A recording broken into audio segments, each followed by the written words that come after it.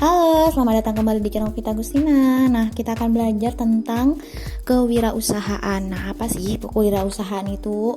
Kita mulai ya. Menurut Kamus Besar Bahasa Indonesia, kewirausahaan bisa diartikan sebagai hal yang berkaitan dengan aktivitas wirausaha. Nah, itu misalkan nih, kita umpamakan ada orang yang memiliki kecerdasan.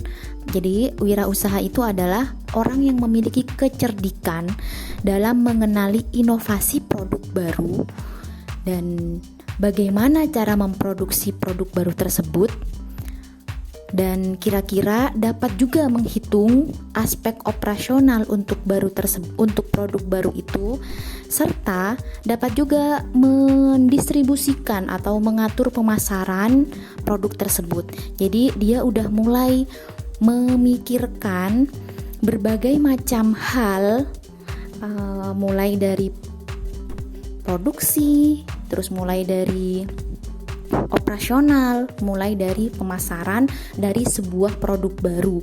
Nah, misalkan nih, kita udah terbiasa ya dengan tempe misalkan. Nah, kira-kira dengan adanya tempe, bisa nggak kita menciptakan hal-hal yang baru dari tempe itu? Nah, misalkan kalau tempe, mendoan, gorengan udah biasa. Nah, ada nilai ekonomi lebih yang bisa dijual lewat tempe ini. Kita buatlah yang namanya stik tempe. Nah, itu kan relatif lebih mahal kalau dibandingkan dengan mendoan gitu. Kita bikinlah inovasi dengan yang namanya stik tempe. Pertanyaannya, apakah harus melulu melakukan atau menemukan hal-hal baru? Tentu tidak. Bisa kita melakukan mencuri, istilahnya ya, mencuri dalam tanda kutip ide dari orang lain, tapi kita permak ulang.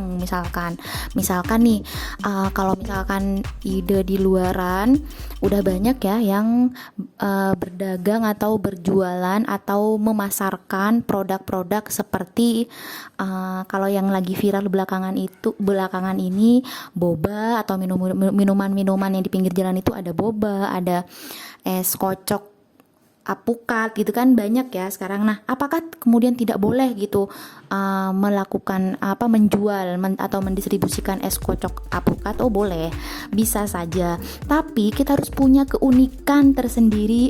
Apa sih keunikan dari es kocok apukat yang kita jual? Misalkan es kocok apukat kita campur dengan kolang-kaling, ada topping segala macam. Nah, itu masuk di inovasi dari produk baru ya. Nah, itu dia. Maka, wirausaha dapat diartikan sebagai suatu aktivitas dalam mengelola proses bisnis, mulai dari produk baru, baik itu dari segi proses produksi, pemasaran, sampai ke pendanaan. Sehingga dalam bahasa Inggris, kewirausahaan itu biasa disebut dengan entrepreneurship. Nah, lalu apa sih entrepreneurship itu gitu? Entrepreneurship merupakan bahasa yang berasal dari bahasa Perancis entreprendre, yang artinya petualang, pencipta atau pengelola usaha. Nah, ini asal kata dari entrepreneurship. Jadi dia merupakan seorang yang petualang. Dia gimana sifat-sifat petualang? Selalu ingin mencoba hal-hal yang baru. Dan kalau misalkan ketemu hal yang baru, dia akan menciptakan atau mendapatkan ide dari hal baru itu, sehingga kita bisa mendapatkan peluang untuk bisa memperoleh pendapatan atau usaha dari produk tersebut gitu. Sehingga dapat disimpulkan kewirausahaan merupakan aktivitas mengelola sumber daya. Misalnya sumber daya alam, sumber daya manusia, sumber daya dana atau modal, teknologi, dan sumber daya lainnya untuk mencapai suatu maksud atau tujuan tertentu. Begitu ya tentang pengertian atau makna dari entrepreneurship. Sampai di sini mungkin ada yang ingin kalian bahas atau ingin kalian tanyakan, bisa kalian langsung sampaikan di kolom komen. Nah, konsep-konsep kewirausahaan itu ada beberapa, seperti misalkan dia memiliki kekuatan, dia harus kuat, tahan banting ya pastinya.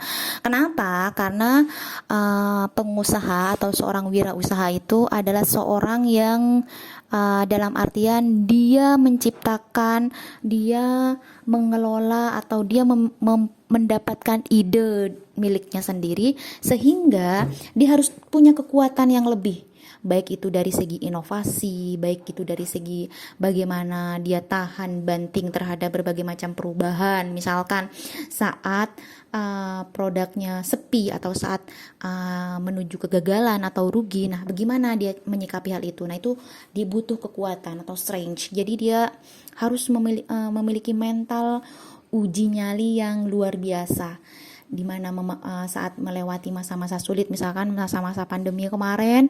Nah itu kan banyak nih pengusaha-pengusaha yang kalang kabut. Nah itu bagaimana dia menguji usahanya itu. Yang kedua adalah kecepatan.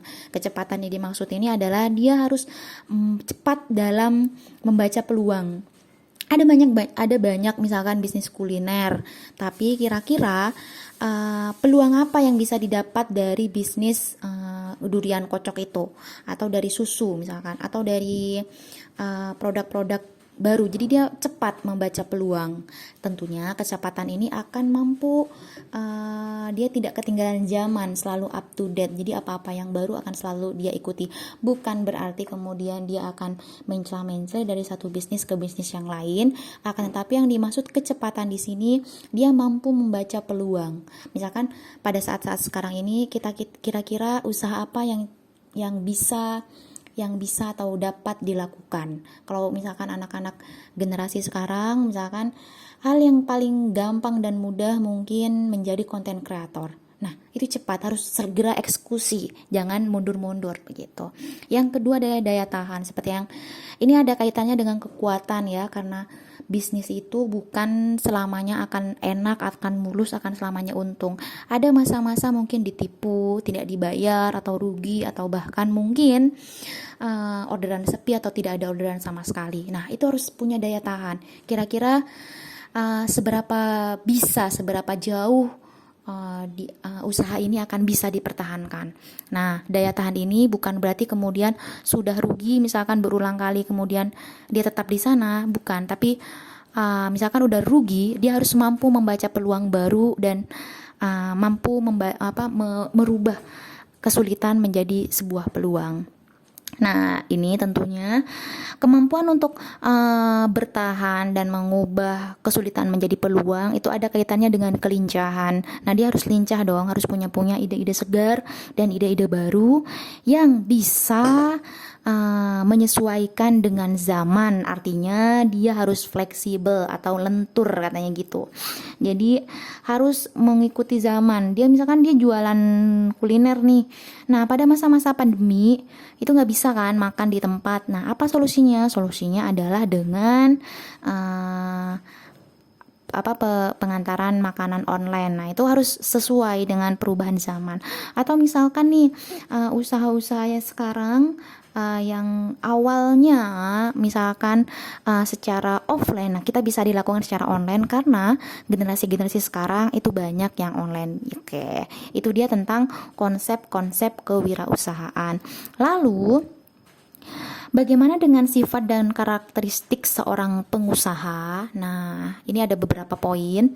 Yang pertama, keinginan untuk mencapai prestasi, tentu ya, tidak pernah puas. Jadi dia setelah mencapai target, misalkan sehari pendapatan minimal 5 juta, misalkan, nah dia harus usahakan bulan berikutnya sehari pendapatan 10 juta, 20 juta, dan sekiannya. Nah, itu keinginan untuk mencapai prestasi. Jadi tidak mudah puas, kemudian mentok di satu pencapaian gitu. Yang kedua, antisipasi resiko, tentu karena bisnis itu resikonya besar. Jadi tidak akan menutup kemungkinan akan jatuh, rugi, atau bahkan sepi order katanya tadi ya. Optimis dan memiliki kepercayaan yang tinggi. Ini sangat penting sekali karena kewirausahaan, sebuah usaha tidak akan bisa dimulai tanpa optimis. Kalau misalkan seorang pesimis, misalkan dia mau bikin usaha jualan baju misalkan, waduh nanti ada yang beli nggak? Nah pasti ada yang semacam keraguan seperti itu, kira-kira ada yang beli nggak ya, kira-kira ada yang ini nggak ya, gitu kan ya. Nah itu harus optimisme, tapi optimisme itu harus dibarengi dengan perhitungan. Jadi misalkan nih jualan baju 6 bulan tidak ada yang beli, nah itu harus dicari nih ya, jangan nggak usah jauh-jauh ke 6 bulan, misalkan 3 bulan pertama tidak ada order sama sekali, nah kita harus cari apa yang salah, apa yang perlu diperbaikin, dan mungkin sasaran pasarnya yang salah, atau mungkin marketingnya yang salah, atau penyajian barang yang kurang gitu. Dan memiliki semangat yang tinggi pastinya ya, karena semangat yang tinggi harus dimiliki seorang pengusaha, mampu menerima kritik dengan baik. Nah ini misalkan nih jadi tidak sedih atau tidak marah misalkan dikritik, barangmu kok nggak enak ya, misalkan makanan daganganmu kok nggak enak ya, kemudian marah. Nah ini tidak bisa. Jadi seorang pengusaha yang baik itu harus mampu menerima kritik. Misalkan dikritik, apanya yang kurang, nah dia senantiasa punya keinginan untuk belajar lagi, karena orientasinya itu bukan orientasi zaman masa sekarang, tapi dia berorientasi ke masa depan. Hal selanjutnya adalah mampu mengelola SDM atau sumber daya. Nah, sumber daya ini bukan hanya sumber daya manusia atau dana, tapi semua sumber daya yang ada. Dimulai dari sumber daya manusia, jadi harus dia memanage karyawannya, misalkan sudah ada karyawan. Nah, karena tim yang sehat itu akan mendatangkan kinerja yang baik serta kreativitas yang jauh lebih baik. Yang kedua, dia memiliki keterampilan dalam mengelola sumber daya dana. Nah, misalkan dananya udah banyak nih, tapi tidak dikelola dengan baik, ya rugilah gitu kan. Jadi harus keterampil. Dan tentunya dia harus memiliki manajemen keuangan yang baik dan bertanggung jawab. Nah, ini penting nih. Kenapa harus ada bertanggung jawab? Nah, ini kemungkinan adanya investor di masa yang akan datang itu pasti gitu. Jadi perusahaan akan berkembang, akan datang banyak investor. Nah, jika sudah datang banyak investor, maka harus butuh tanggung jawab ekstra terhadap investor tersebut gitu. Nah, itu dia tentang kewirausahaan kali ini.